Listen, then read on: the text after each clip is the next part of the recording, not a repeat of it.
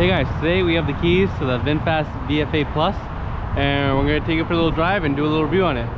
Starting on the outside, you can see we have it in black. So for 2026, which is the year of this car, it comes in 4 colors. It comes in black, it comes in white, it comes in like a light gray, and it comes in a green, which is my favorite color. So starting from the front, we'll open. This is an electric car, so with that you do have a trunk at the front. So to open that, you would come down here as like you would in a regular car with the hood, and you just come up here and pull it up.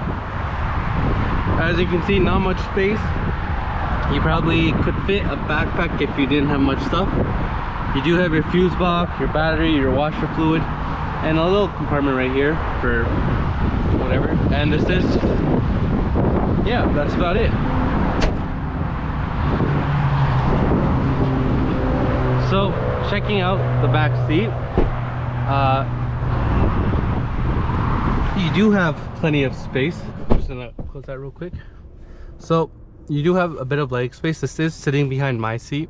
I am about 6'1.5", and as you can see, they do come in this nice brown color. This seat color is only available in the Plus. So yeah, you do have cooled seats, heated seats back here, but the driver does have to turn it on from the screen. You do have your USB ports and USB Type-Cs, as well as vent control, as well as some little pockets. And if you had no one sitting in the middle, you could open up your little cup holders. But if you do have someone sitting in the middle, as you can see, there's still enough headroom and some legroom. You do have a little hump here. I can't remember what this is for, but since there is no drive shaft hump, there's still a little bump there. Now to go to the trunk, you would open it up from down here. I do apologize, I did forget that there was stuff in the trunk, but as you can see, we'll move this right here. You can see there is a decent amount of trunk space. There is some signs back here as well, but you can see decent enough trunk space for, you know, like everyday shopping. So now let's go to the driver's seat. So getting into the car, you come on and you see that the screen is on and everything, but to actually start the car, you put your foot on the brake, and now the car is on and ready to drive. So over here you have your windows control, your signal right here. You do have your volume controls. These buttons are kind of small, I didn't notice that, as well as some other buttons, and your cruise control right here. You have no driver's display right here. You do have a heads-up display.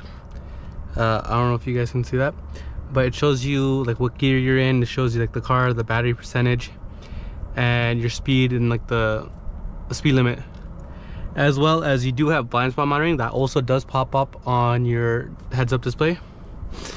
We'll get to the screen in 1 second. Over here you have your gear mode selector, just 4 buttons, as well as volume knob, your hazard lights, and yeah. So the screen here, so over here you have your screen, you have your speed, your gear, your battery range, and your car. You can also pull up the cameras if you want. Your front view, the ground view for the front, your front wheels, rear view, the rear ground view, and the rear wheel view. You also have your 360 camera.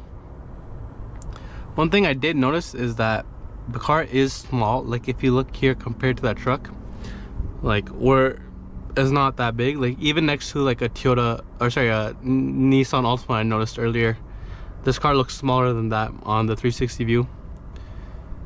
But yeah, also everything is on the screen, so if you want to open your trunk, you can do it from here, as well as your sunroof shade and glass can open from up here. But yeah, we're just gonna close that. As well as your mirrors. If you wanted to adjust your steering wheel, you would have to come here and adjust it with that. As well as your mirrors, your car mode. You can select your drive mode here. You also have a camping mode. I believe the woman said that that would turn the car off but leave the screen on or something. And then you have dog mode, which would just deactivate the screen, and you know, if you want to leave your dog in the car. Your home screen, you can see charging stations. This car does have wireless CarPlay. It would take up this whole side of the screen, and then this would just stay here. If you wanted to, you can also choose what you wanted to show on your screen, as well as some your other stuff. Your vehicle, you have some games as well. One thing I did notice I don't like is everything is on the screen. So when you're driving and you want to change your fan speed, you would actually have to look up here and then swipe what you would want your screen. So over here you do have a wireless phone charger, as well as your USB ports and a center console, which is not that big, but it is enough for some stuff. So as I said, your seats are heated and cooled up here, as well as heated in the rear. Just take it for a drive. So yeah, put your foot on the brake, put it into drive. Your parking brake will automatically release, and you can just drive. So this car is literally brand new. It has 193 kilometers on the odometer.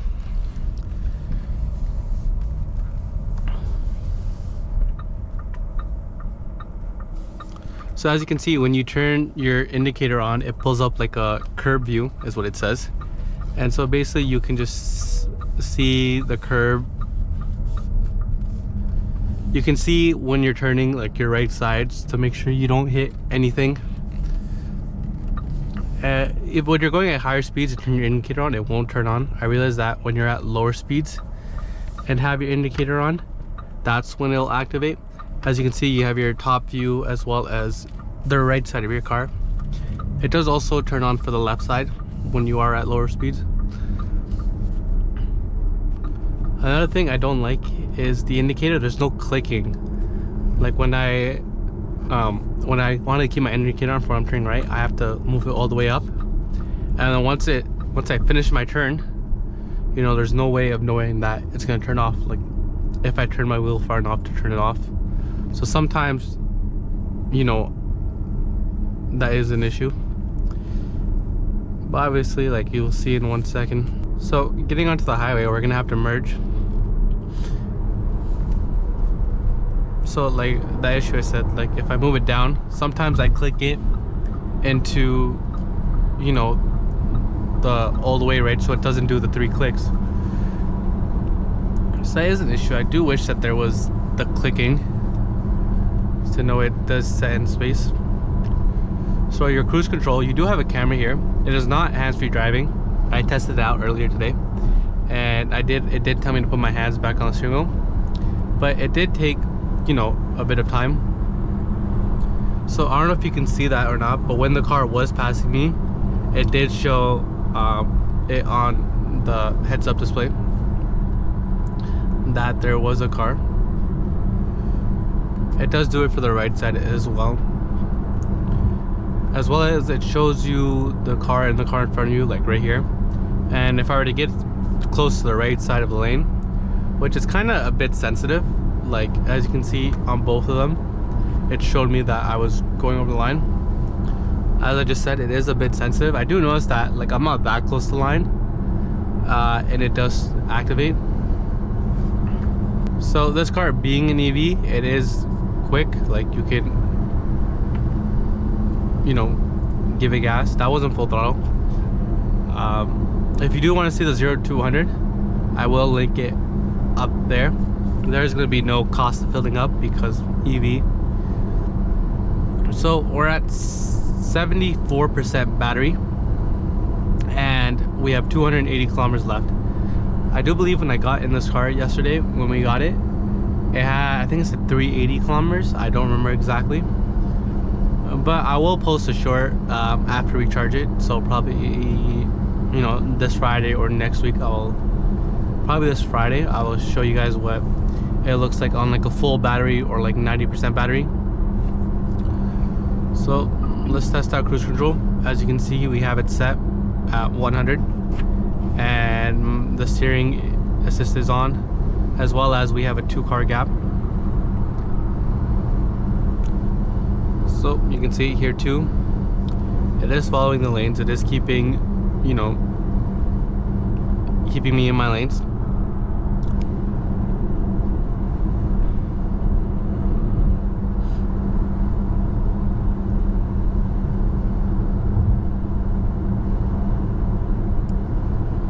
Well, as you can see, it's telling me to place my hands on the steering wheel. So we will do that. And we can just turn it off. Just press cancel and it will turn off. So this being an EV, it does have the regenerative braking. So I'm still not quite used to that yet. Like I'll let it, like I'm still, whenever I want to brake, I'll show you guys when we get on, you know, the road. When I'm trying to brake, I still let go of the gas and hit the brakes, and that, you know, it starts braking too much. So I do gotta work on to get used to the braking. And when I do remember that it does have regenerative braking, I let go of the throttle and I just slow down way too early. Like I'll have like a 2-car gap between me and the car in front of me when I stop. I'll let go of the throttle right now, and you can just see the car slowing down. Now I'll show you guys what happens when I do it with the brakes. So I'll go up and then I'll hit the brakes, and then it just, yeah. As you can see, the curve view also pulled up again. And yeah. As you can see, even here, the Atlas in front of me looks way bigger than the car. And one other thing I do notice is that sometimes when I get in the car and I turn it on, the screen, it like takes a couple seconds to activate. And I do wish that also when you turn the car on, it asks you what profile you want to use. It just uses whoever's was last driving's profile. So as you can see, that I didn't, as you saw, like I said before, that when I turned, I didn't know my indicator was going to turn off. So yeah, so every time you get in the car, it automatically goes to whoever's profile was using last. If you wanted to switch it, you would just have to click here and then click on whoever you wanted to use. So right now I'm using my profile. If my dad gets in the car next, it's gonna go to my profile. But yeah, but it does have my mirrors and seat and steering wheel settings saved to my profile, which is good. I still have to fix my mirrors. I still haven't figured out how I wanted that. But yeah. See, we're at 54 right now. We let go of the gas. You know, it slows down. We're already at 43. So coming up at a stop sign, we'll say like I let go right here. Oh, I'm gonna have to hit the brakes too. Yeah, you can change the way the regen level. I'm pretty sure I am on high. You can just click car mode, and then as you can see, there's your drive mode selector. There's eco, normal, and sport. If you swipe right, you do have your regen levels, so you can do low, mild, or high. We just left it in high.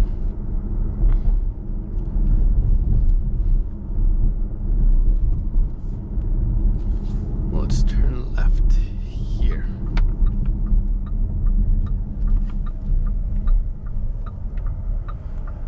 As you can see, the curb view turned on. And we can make our left turn. Suspension's nice on this car. Like, you know, it takes the bumps well and everything.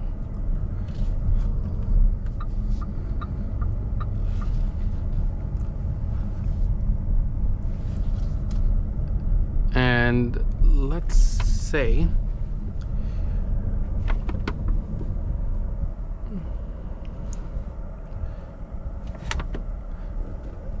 I do believe that when the wheel is on, you can turn on the gap assist, but we gotta turn that off actually since we're in a parking lot.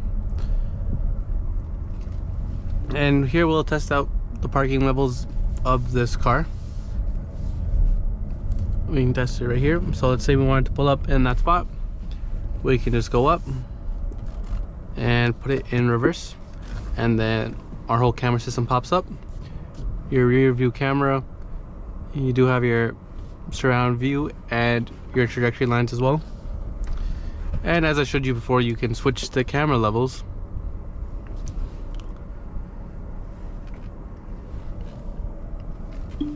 And you also can turn on the settings where your cameras, where you show you where your side mirrors tilt down. And as you guys just saw, we did have projectors at the back, so you can see.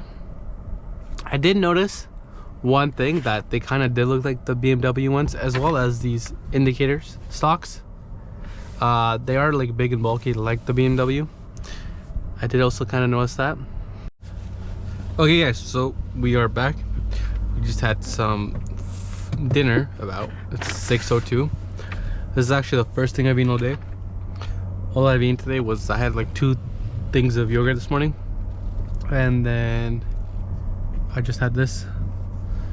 So now we're gonna go for a little bit more of a drive, and then we'll end the video. So the VF8, there are currently 2 VinFast in Canada. There is the VF8 and the VF9, which is a bigger, like 3-row version of this car. So the VF8 has 2 trims. There is the Eco and there's the Plus. This one is the Plus. So the reason that we got this over the Eco was that my dad liked this interior color too. I also like this color too. And this interior color doesn't come in the Eco. And the Plus has, you know, the panoramic sunroof, which the Eco doesn't even have a sunroof at all. And some other small stuff, like I believe there's more audio speakers in this than the Eco, and that, you know, some more seat adjustments than the Eco.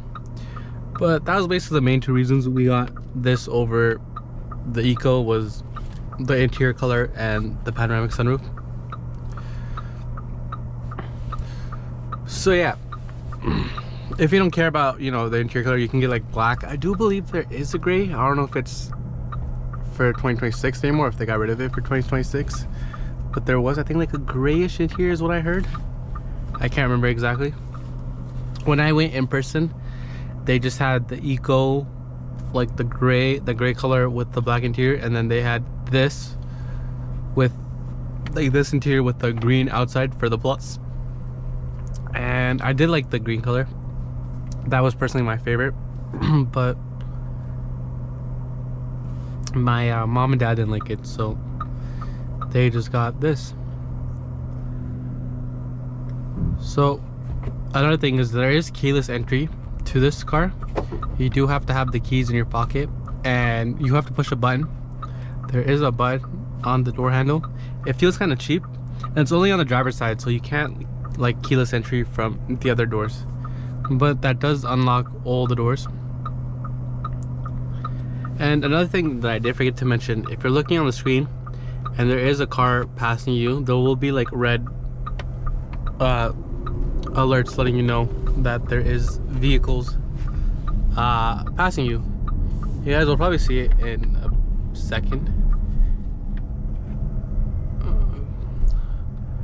But yeah, so you will have, you know, some kind of signal that, you know, there is a person coming up on you. And I like how I just noticed that, as you can see on the screen right here, it is red. That's your brake lights. So if I let go of the brake, you see that's gone. And yeah, so that's just letting you know that you're braking.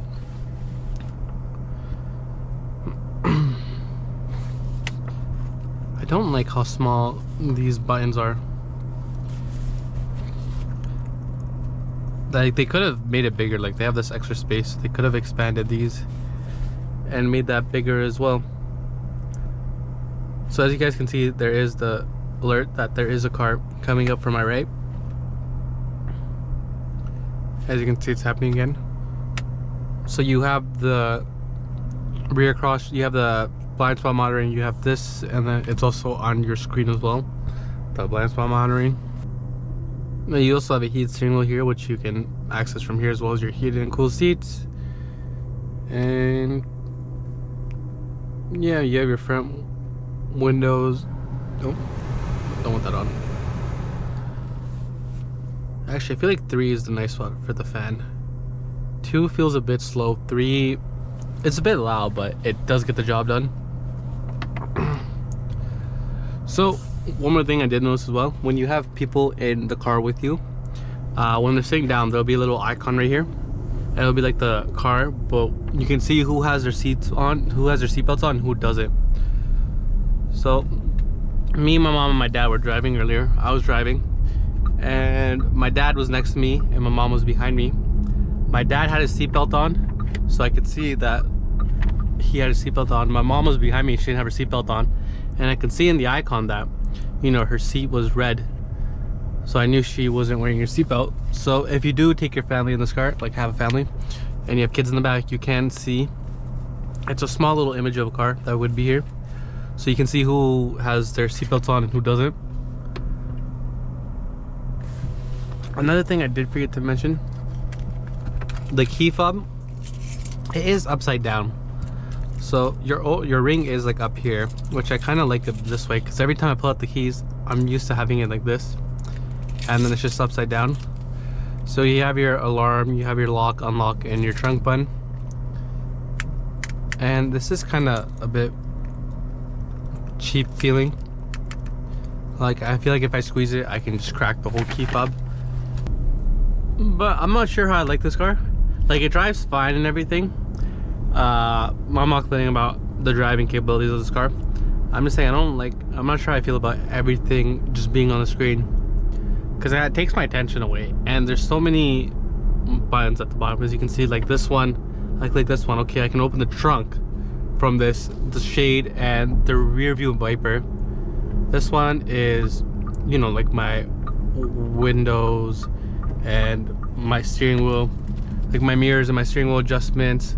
The next one, you know, so you have to remember what each one does. That way you can, you know, select the right one. Like if I want to open my trunk, I have to click the car one and then click trunk. But that also works for my sunroof as well. That is something that you do have to do and remember. We're back on the highway.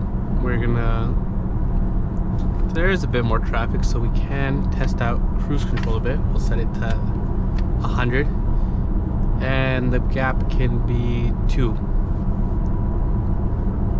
And we'll turn the steering on as well, which kind of got worried for a second.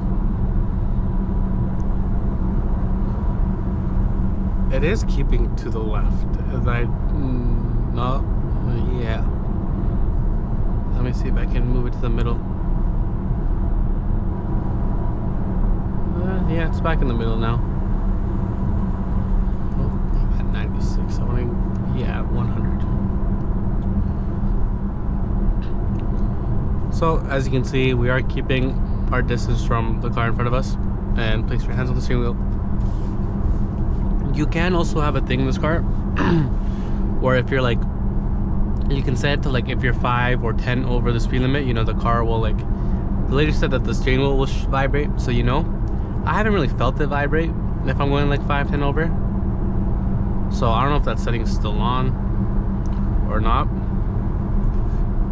But once this car passes, we will see if it will lane switch for you, or if it will just turn off the steering wheel. So I guess it will just turn off the steering wheel assist to let you switch, so it's not like, you know, autopilot or super cruise. But what if I am not looking? Because I do believe there is the camera here to make sure that your eyes and everything are paying attention to the road. So visibility on this car, right side, you know, just where that headrest is beside that window, as well as the left side is pretty good visibility. So as long as you just watch out for that area, but you do have, you know, your blind spot monitoring and everything to keep an eye out for that. I do kind of wish that it would be a nice little thing. When you turn your indicator on like higher speeds, it does pop up like the camera. Like if I turn my right indicator on, it'll show me, you know, the view from my right camera, my mirror, so I can see like the blind spot. But like it kind of does in the Odyssey, or so I think the Telluride, like Kia does that too in their newer vehicles, I believe. But yeah, so if I have my indicator on, I can see like my blind spot and stuff. But yeah,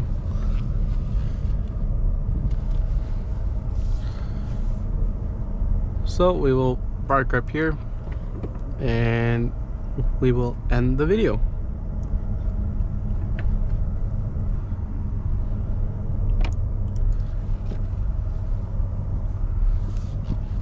So one thing I did want to mention that I will show you guys in just 1 second. So I'm just gonna put it in reverse and back it in. We'll park next to the U-Haul for a second.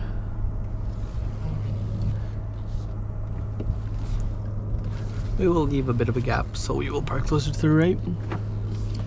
So to turn the vehicle off, obviously I have it in park, and I get out, and then all I have to do to turn it off is lock the car. So mirrors folded in, the car's off. In about like 10-15 seconds, the screen will turn off. So just make sure that when you get out, you know, you hear the car lock, you see the mirrors fold. If a door is open, the car will not lock, obviously, so your car will stay on. So just make sure. As you can see, the screen turned off. Now it's back on. Yeah, so just make sure that, you know, you pay attention. So yeah, I'll see you all in the next one.